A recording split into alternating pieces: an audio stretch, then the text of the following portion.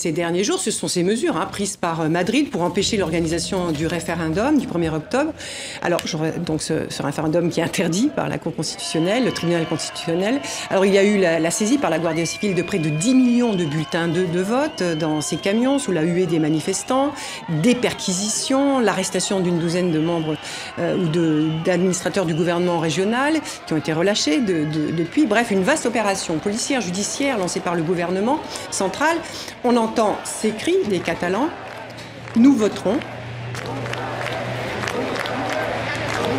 Mais Raoul Romera, est-ce que vous avez les moyens encore logistiques d'organiser ce référendum? Oui, les moyens sont là. D'abord, une chose, il faut être dit. Voter le référendum n'est pas un crime. Les codes pénals espagnols... Mais ce n'est pas de ça dont on parle là. Ce dont on parle, c'est est-ce que vous avez encore les moyens logistiques? Non, mais puisque ce que nous faisons n'est pas un crime, les moyens qu'utilise l'État pour combattre ça sont illégaux.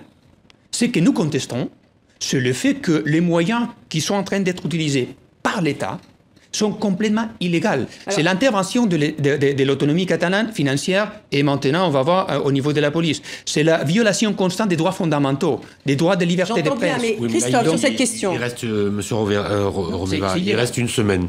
Comment va se dérouler concrètement ce vote? Est-ce que vous avez assez de bulletins? Est-ce que vous avez assez de lieux? Est-ce qu'on va jouer à cache-cache? Non, on a tout. C'est-à-dire, écoutez, c'est pas un problème des bulletins. Vous savez que les bulletins peuvent s'imprimer d'une façon très Non, mais c'est un problème de bureau de vote, de dépouillement. Bureau de vote, c'est pas un problème. Nous avons 900 mairies en Catalogne. 800 ont mis ces locaux en place pour faire ça. Et ceux qui ne l'ont pas fait au niveau volontaire, on a trouvé un accord avec des locaux qui sont au niveau du gouvernement catalan pour faire les votes. Donc ça, c'est pas un problème.